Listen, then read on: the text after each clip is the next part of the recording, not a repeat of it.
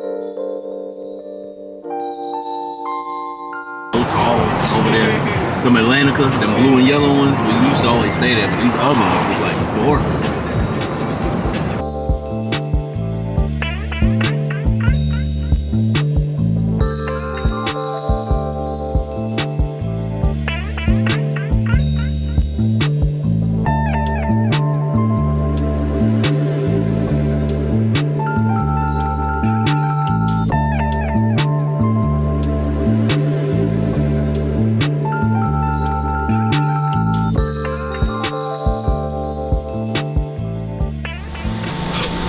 What's up, everybody? Welcome to another episode of The Savage Land.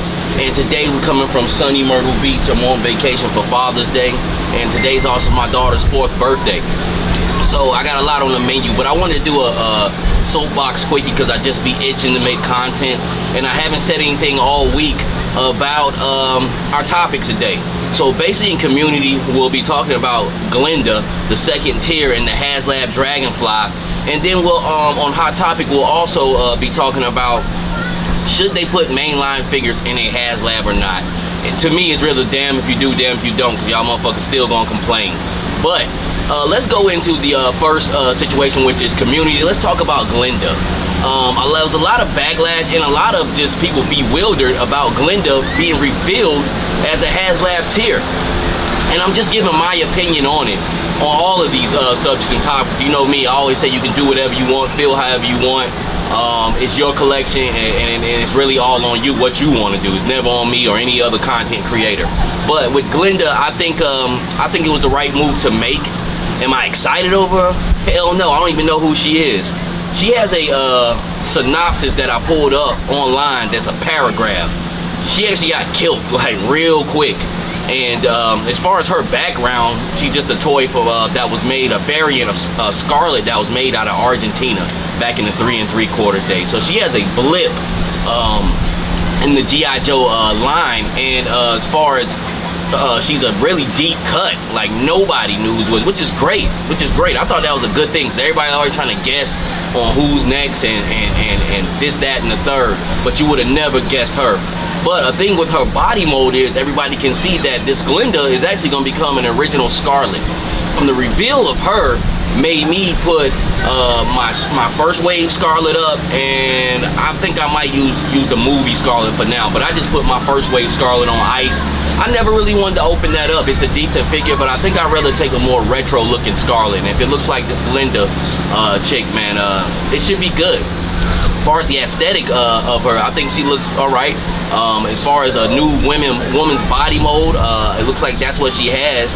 I don't have a problem with the Lady J body mold, but that Scarlet body mold and that original Baroness body mold sucks. I think Baroness needs a new body mold, period. I finally opened up my retro card back Baroness, and I hate that body. The deco looks good, but the body sucks though. So, as far as Glenda, I think she's cool. You know, like I said, I don't know who the hell she is. Neither am I mad at it, or neither am I crazy over her. But I think it was a good way to shake it up. And like everybody else been saying, it's been following the same tiers as the G.I. Joe Sky Striker. Now, as far as that Night Ops Ripcord, I love that shit. I love the 3 3/4 figure.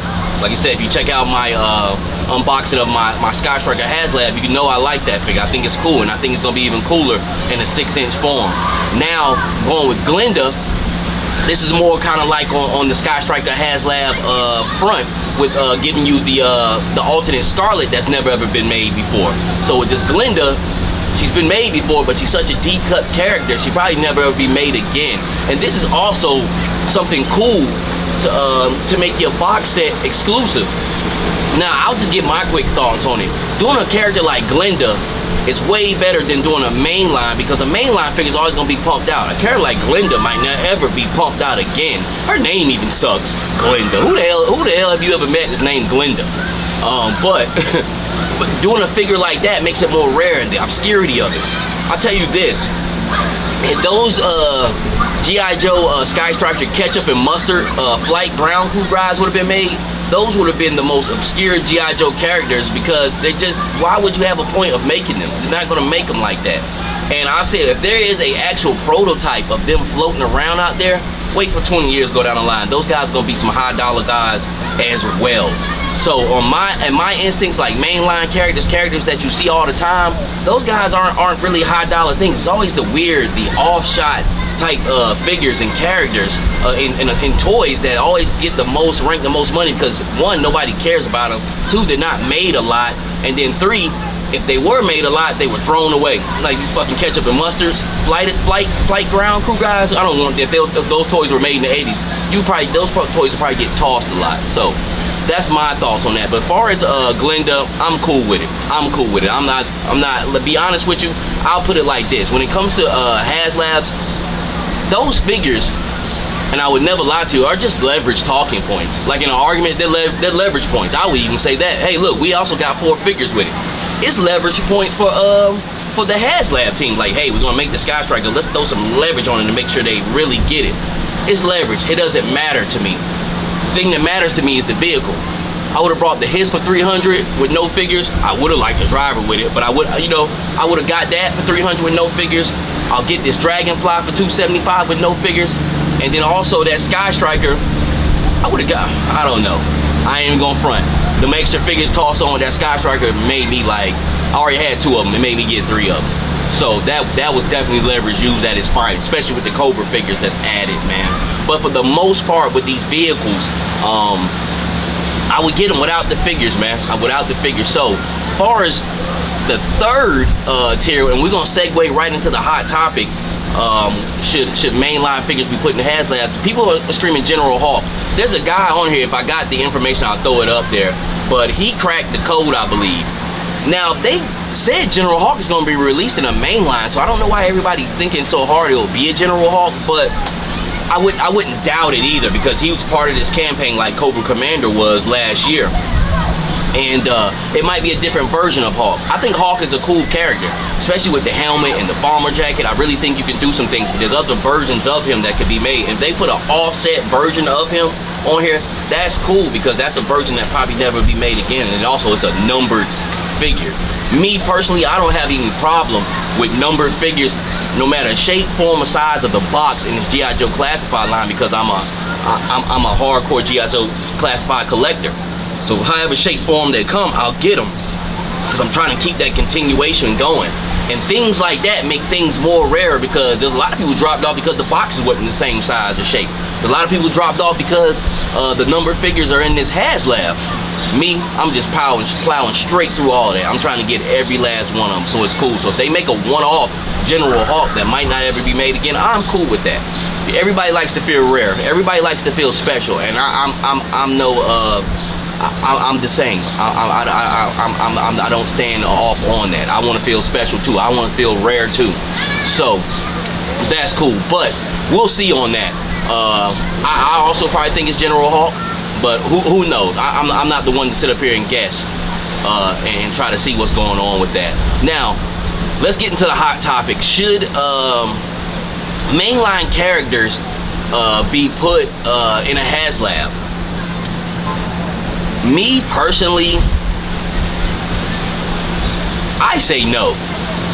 I say no, because mainline's for people to buy them up, go out there and get them. I think characters like this Glenda, characters like that Night Ops, Ripcord, characters like that Lady, Scarlet in the flight suit, characters like Ace, who's never been made before. Is it Ace? Or whoever that extra character was in the Sky Striker, I can't really think of right now. Plus, that should be put inside of Sky Strikers to give it more rarity, give it more speciality to it. When you put mainline figures in there, I'm guaranteed that everybody, which is the crazy thing, is screaming about all these, which I'm not too fond of Airborne, but to me, that name is a mainline figure. I don't think he should be put in a Haslab. If he is, that's cool. But I think it should be set aside for characters that you don't see often, characters that you couldn't get like that, characters like a Mickey Mouse Cobra Commander. That's cool. I understand that. You know, when it's getting put inside of a Haslab, that you should do things like that, because it's a rarity. Mainline, pump them out in the mainline till they get tired of them, until they sit on the damn shelf and peg warm and they clearance. So that is my thoughts on that. Like I said, but in this community, it's damn if you do, damn if you don't, because people are going to sit up and complain about the about this shit anyway. You know, from what looked at, this is a pretty snotty community. I peep and watch a lot of things that people do, gestures, movements, and shit. And and like little sayings they put on there. It's a real snotty community, man. So you'll never ever be able to cure a crying baby. Rock it to sleep. It's gonna cry eventually again anyway. So that's my thoughts on it. But I just want to do a quick episode of Soapbox. I want to say Happy Father's Day. And then also, here's another topic that I also wanted to talk about too, but for you guys to put in the comments. What is your favorite father-son duo in comics, just period? Mine is Cable and Cyclops. Nathan Summers and Scott Summers. Two dope characters within themselves. A rare instance where a son is almost more popular than the father with Cable. Be honest with you, if I had a son, I was gonna have his middle name be Cable. My daughter's middle name is Jubilee, the one who's actually turning 4 today. So that is my favorite father-son duo. I tried to think hard on it. There's a lot. Like I really don't care about the Hulk and his son, the one with the long hair. I don't give a shit about that. Wolverine, his son Drake, and he already has a stupid name, Drake, and I don't care about that. I'm still trying to warm up to Batman and Damon Wayne. I can't think of besides think of Damian Wayans, like from the Wayans brother. When I think of that, I always look at Robin as Batman's adopted son. I like that dynamic better. And then plus Damian Wayne is a fucking asshole. Like his son is a real asshole. Like from what I've seen in the cartoons from the DC movies. But that is the best father-son duo that I could think of. There is Cyclops and Cable. Then also it gets deeper. Like I actually like the grandfather. I like Corsair, which I don't know too much about him from what I've seen. I've read about him a few in the comics with the Starjammers, of course. I know that. And Starjammers, what an 80s name. But I love it. I love his look. And be honest with you, I need to keep a lookout for that Marvel Legends. That's a figure right there. Like it don't have to go to clearance. I think I'm still gonna pick up that Corsair. So that whole trifecta, and actually with the younger brother too, who was on the Vulcan, who has the new Buck. I don't know shit about him. He just kind of came around this new thing, but I think it's cool though. But that trifecta of Corsair, Cyclops, and Cable is my favorite father-son duos in comics period. Like I say in the comments, won't you put down what your favorite father-son duo is? And also to all the fathers out there, Happy Father's Day from the Savage Land. And with that being said, until the next time, God bless.